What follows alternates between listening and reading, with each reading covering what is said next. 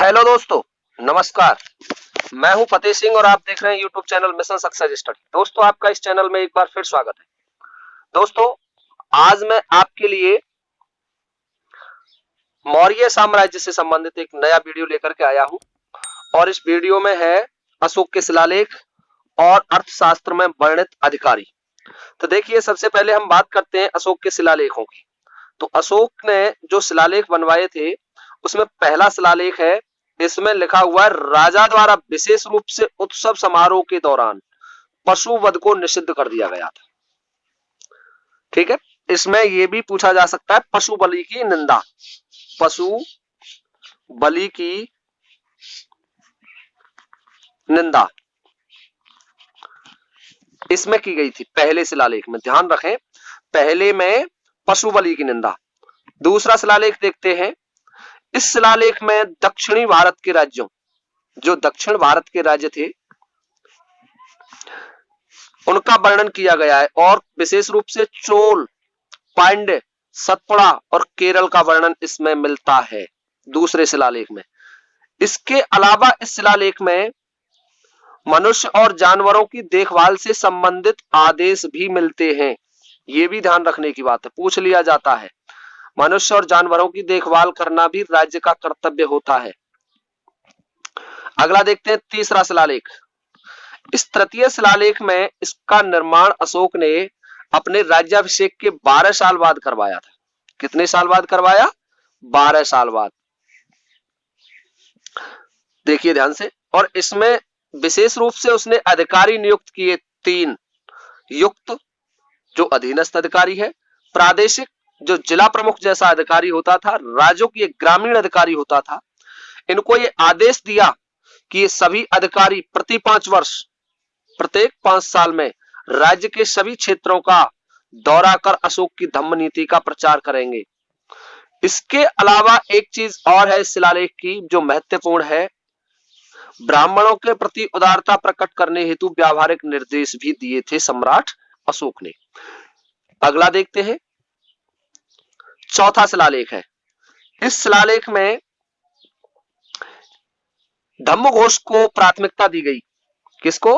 भेरी घोष की जगह धम्म घोष। भेरी घोष कहते हैं युद्ध के नगाड़ों की आवाज को, और धम्म घोष कहते हैं शांति की आवाज को।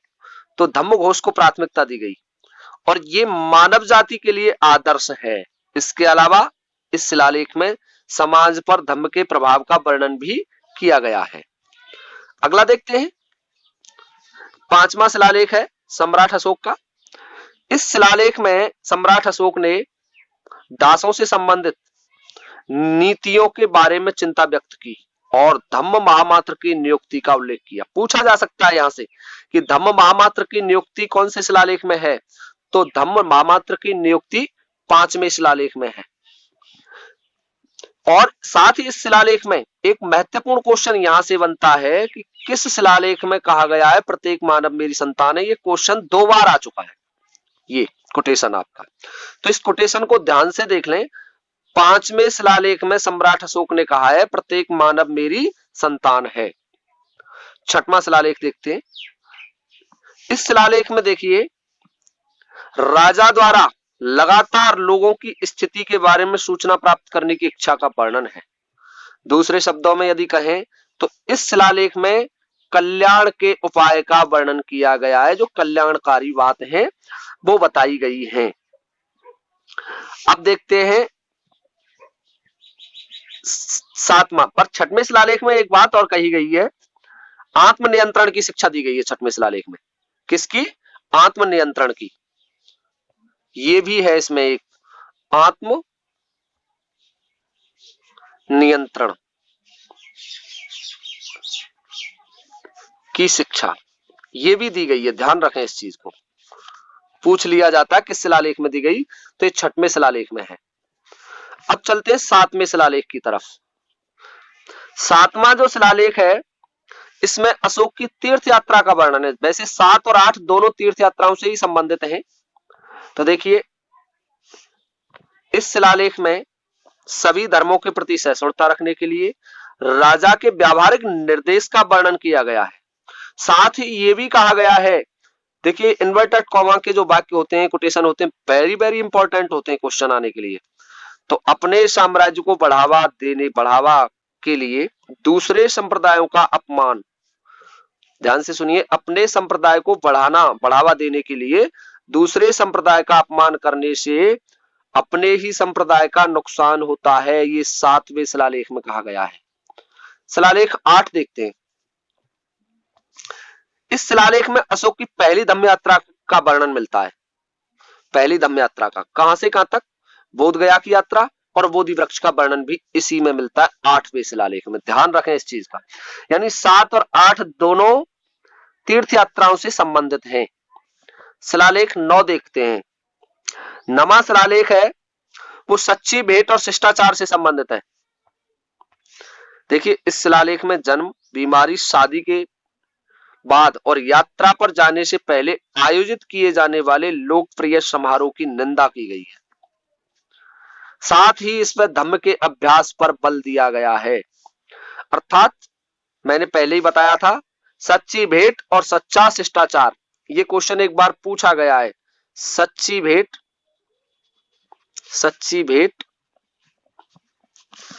और सच्चा शिष्टाचार, सच्चा शिष्टाचार, शिष्टाचार, तो इसका वर्णन इसमें किया गया है। अगला देखिए शिलालेख 10। इस शिलालेख में 10वें में शिलालेख में प्रसिद्धि और महिमा मंडन की निंदा की गई है। प्रसिद्धि और महिमा मंडन की निंदा की गई और धम्म नीतियों का खूब प्रचार किया गया, खूब पुष्टि की गई है। अगला देखिए शिलालेख 11। इस शिलालेख में सम्राट अशोक ने धम्म की नीति के बारे में बताया है और हर व्यक्ति को अपने से बड़ों के प्रति सम्मान व्यक्त करने पर जोर दिया है। साथ ही जानवरों की हत्या से परहेज करने के लिए भी कहा है एवं दोस्तों के प्रति उदारता व्यक्त करने के लिए इसमें कहा गया है। अगला देखते हैं शिलालेख 12। इस शिलालेख में विभिन्न संप्रदायों के प्रति आपस में सहिष्णुता रखने हेतु दृढ़ संकल्पित और निर्देशित किया गया है। कौन से में, 12 में। और एक चीज और कही गई है इसमें, एक क्वेश्चन ये पूछा गया था, स्त्री महामात्रों की नियुक्ति। स्त्री महामात्रों की नियुक्ति भी 12वें शिलालेख में ही की गई है। तो देखिए लिख देता हूं मैं, स्त्री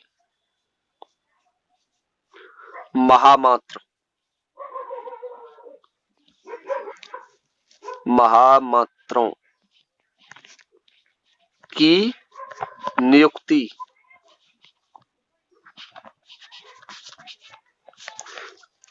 अगला देखते हैं शिलालेख है 13वां। ये बेस्ट इंपॉर्टेंट है, इसमें से ज्यादातर क्वेश्चन पूछे जाते हैं।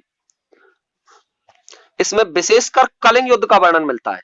कौन से युद्ध का वर्णन मिलता है इसमें, कलिंग युद्ध का वर्णन इसमें मिलता है 13वें शिलालेख में। और इसी शिलालेख में पड़ोसी राजाओं के बारे में भी वर्णन मिलता है।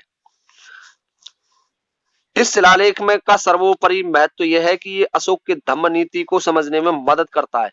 इस शिलालेख में वर्णन किया गया है कि विजय का मार्ग युद्ध के बजाय धम्म होना चाहिए। ये शिलालेख पूरी तरह से प्रथम शिलालेख से शुरू हुई प्रतिक्रियाओं का तार्किक परिणति है। अच्छा, इसमें दो चीजें और हैं। एक तो इसमें क्या है, 13वें शिलालेख में कलिंग युद्ध का वर्णन। कौन से युद्ध का, कलिंग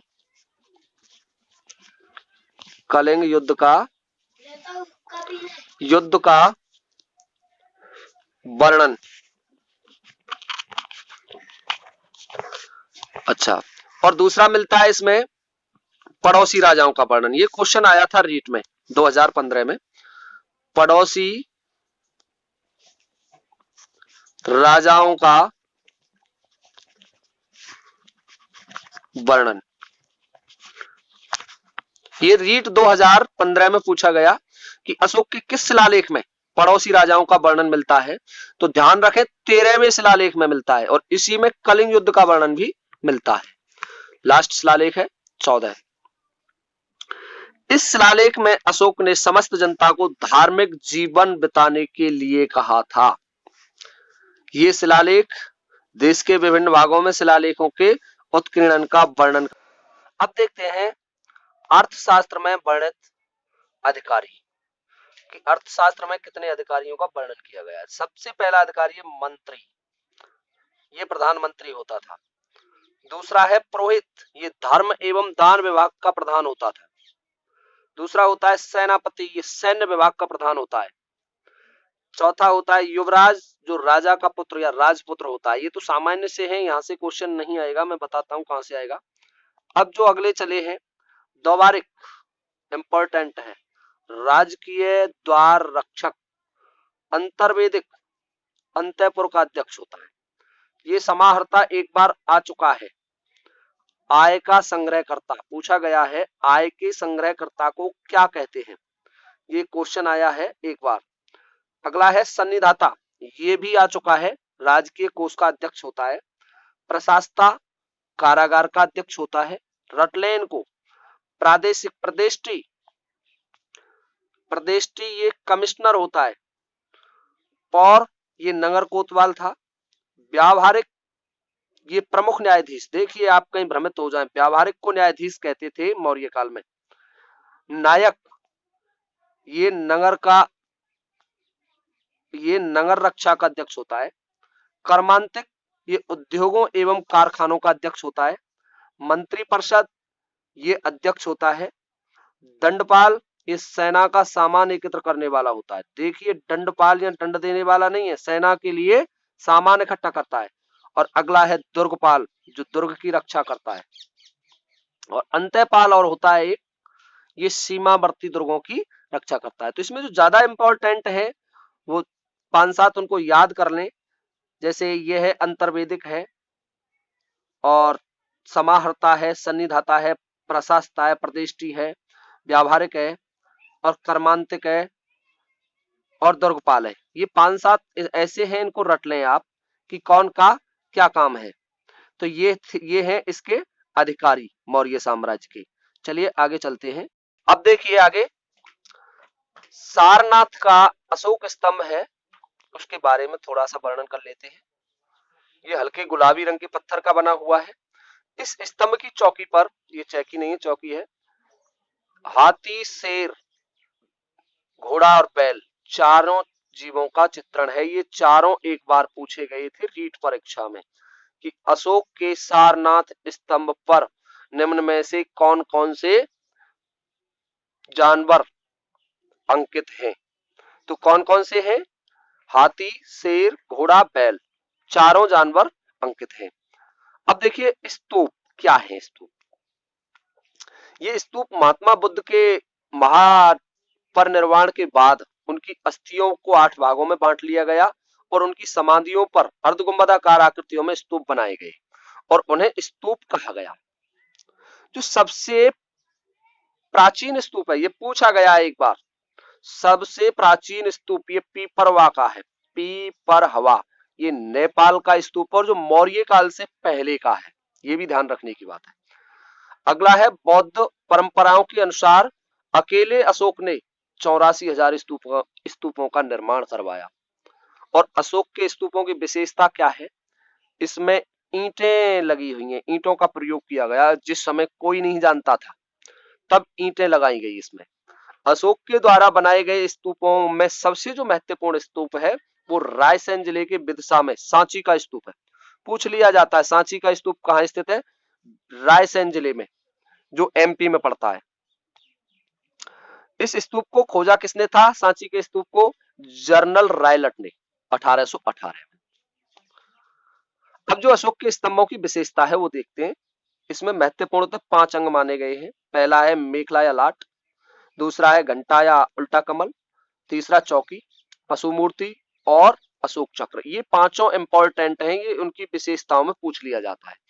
आजकल जो क्वेश्चन आने का सिस्टम है वो बहुत बदल गया है और हो सकता है यहां से पूछ लिया जाए कि अशोक के स्तंभों की निम्न में से कौन सी विशेषता नहीं है, कोई 3 विशेषता दे दे और एक अलग दे दे, तो ये भी याद करने के पॉइंट है, पांचों विशेषताएं।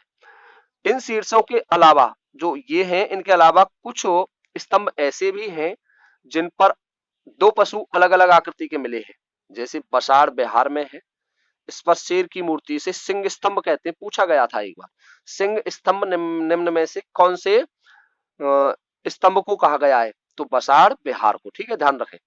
अगला है संकीर्षा यूपी में, इसमें हाथी की मूर्ति मिली है। अगला है रमपुरवा, ये रमपुखा नहीं है, रमपुरवा है, लिखते समय गलती हो गई है। इस पर एक शेर और एक बैल ये मिला है। सारनाथ सबसे महत्वपूर्ण स्तंभ है, वाराणसी यूपी में है, जो राष्ट्रीय प्रतीक के रूप में अपनाया गया है। अगला है लौरियानंदगढ़ जो बिहार में है, इस पर शेर की मूर्ति मिली है।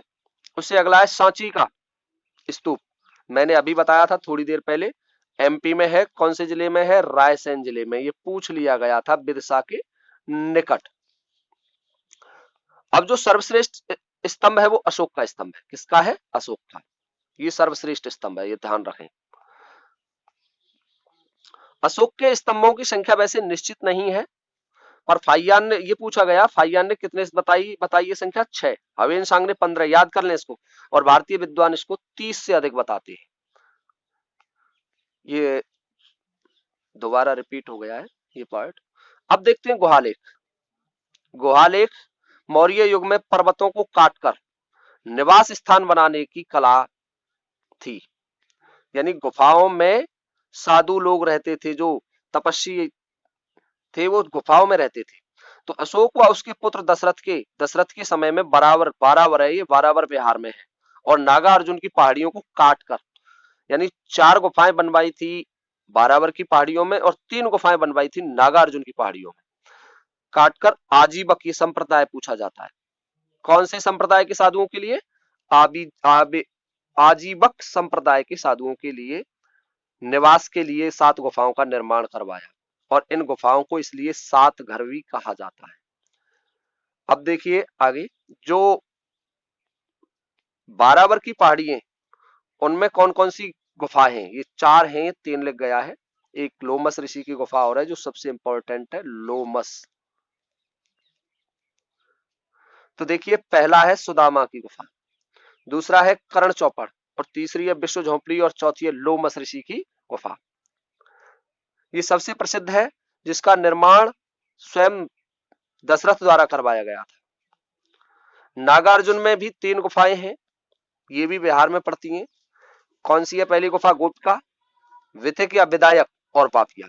इन तीनों को याद रखें, पूछा जाएगा, यहां से क्वेश्चन पूछा जा सकता है। और 4 गुफा यहां है, एक लोमस की और है, उसको भी याद रखें। देखिए कुछ और इंपॉर्टेंट फैक्ट है इसके। कौटिल्य ने शूद्रों को आर्य कहते हुए उन्हें मलेच्छों से भिन्न बताया था। कौटिल्य ने, जो शूद्र थे उस समय 4 वर्णों में वर्ण व्यवस्था थी, तो जो सबसे छोटा वर्ण था, निम्न वर्ण था शूद्र, उस वर्ण को भी आर्य शब्द कहकर संबोधित किया और मलेच्छों से अलग बताया, उच्च स्थिति का बताया। शूद्रों को शिल्पकार और सेवावृत्ति के अतिरिक्त कृषि करने का अधिकार भी था, पशुपालन, व्यापार और आजीविका चलाने की अनुमति थी उस समय। इन्हें दास बनाए जाने पर प्रतिबंध था, शूद्रों को दास नहीं बना सकते थे। मेगास्थनीज ने भारतीय समाज को 7 भागों में विभाजित किया, वो तो था कौटिल्य के अनुसार या चाणक्य के अनुसार, पर मेगास्थनीज ने 7 भाग कौन कौन से किए, फर्स्ट दार्शनिक था, सेकंड कृषक था, तीसरा अहीर था, चौथा शिल्पी था, और 5वां सैनिक था, 6वां निरीक्षक था, और 7वां सभासद था। स्त्रियों की स्थिति में कुछ सुधार हुआ, उन्हें पुनर्विवाह के लिए नियोग की अनुमति दी गई थी। घरेलू स्त्रियां अनिष्कासनी कहलाती थी, ये क्वेश्चन एक बार पूछा गया है। अनिष्कासनी कहते हैं किसको, घरेलू स्त्रियों को, ठीक है ना, ये भी ध्यान रखने की बात है। अब देखिए मौर्य साम्राज्य के इतिहास के विषय में हमें जिन स्रोतों से जानकारी मिलती है, एक बार ये स्रोत पूछ लिए गए थे और ये फर्स्ट ग्रेड के पेपर में पूछे गए थे कि कौन से स्रोतों से जानकारी मिलती है। तो नंबर फर्स्ट है कौटिल्य के अर्थशास्त्र से, नंबर दूसरा है विशाख दत्त की मुद्रा राक्षस से, ये इंपॉर्टेंट फैक्ट है, ध्यान रखें इसको।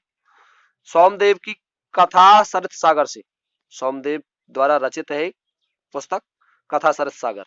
क्षेमेंद्र की बृहत कथा मंजरी से, दीपवंश से, कल्पसूत्र से, स्ट्रेबो, प्लूटार्क, जस्टिन आदि यूनानी विद्वानों के वर्णन से, और चीनी यात्री फाइयान, दनसांग इत्सिंग आदि ने भी वर्णन किया है मौर्य काल का, और रुद्रदामन के जूनागढ़ अभिलेख से और अशोक के अभिलेखों से।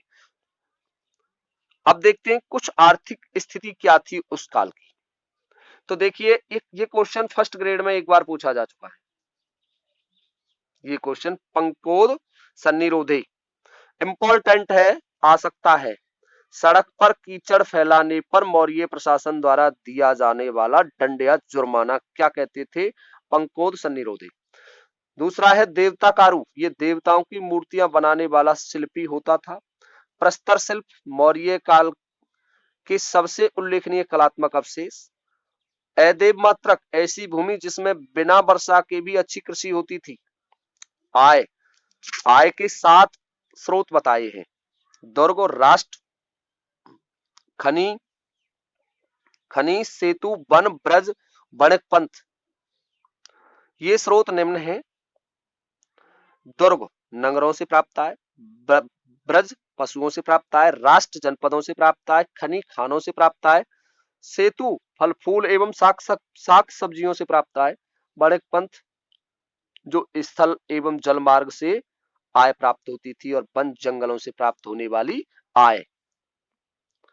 अब देखिए जो थोड़ा सा प्रांतीय प्रशासन के बारे में देख लेते हैं, कभी कभार यहां से भी प्रश्न पूछ लिया जाता है।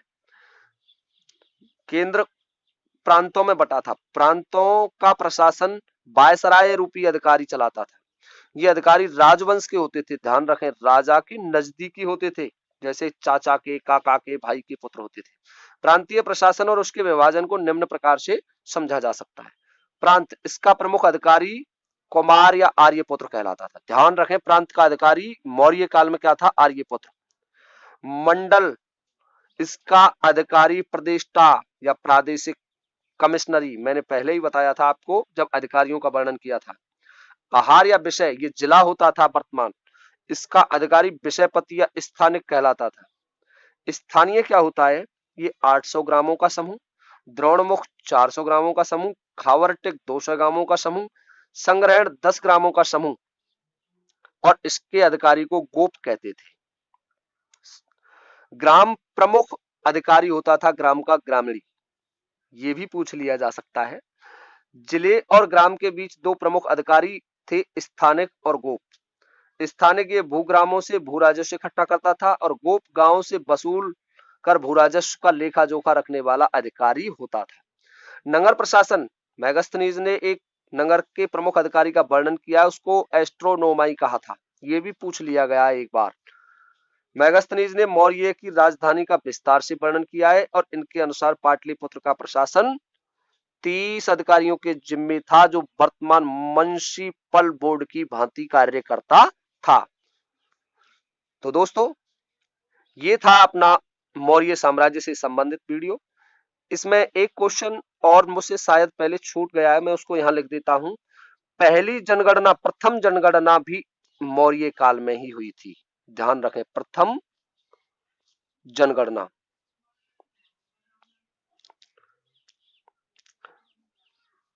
प्रथम जनगणना, ये ध्यान रखने की बात है, प्रथम जनगणना कब हुई थी? मौर्य काल में। इंपॉर्टेंट क्वेश्चन है, ये आया है एक बार रीट में, और एक बार रीट में आया है सिक्कों से संबंधित, और एक बार रीट में आया है 2015 में आया है स्तंभों से संबंधित, कि किस स्तंभ में, अशोक के किस शिलालेख में, और पड़ोसी राजाओं का वर्णन किया गया है, तो वो 13वां है। और एक बार आया है इंडिका के लेखक जो मेगास्थनीज हैं। ये 4 बार इसमें से 4 क्वेश्चन आए हैं, और अन्य परीक्षाओं में तो आते ही रहते हैं, तो विशेषकर रीट पर फोकस कर रहा हूं मैं। और अन्य परीक्षाएं जैसे चल रही हैं अपनी, जिसमें इंडिया लेवल की हिस्ट्री आती है, उनमें भी ये बहुत इंपॉर्टेंट और उपयोगी है। दोस्तों एक बात और कहना चाहूंगा, यदि आपने अभी तक हमारे चैनल को सब्सक्राइब नहीं किया है तो हमारे चैनल को सब्सक्राइब कर लें, ताकि आने वाले वीडियोज का नोटिफिकेशन आपको सबसे पहले प्राप्त हो जाए, और बेल आइकन भी प्रेस कर लें ताकि आपको सूचना प्राप्त हो जाए कि अब वीडियो आ गया है। और मैं ऐसे ही वीडियो आपको लाता रहूंगा और प्रयास ये करूंगा कि जब तक रीट का एग्जाम हो तब तक सिलेबस कंप्लीट करा दिया जाए। धन्यवाद दोस्तों, थैंक यू।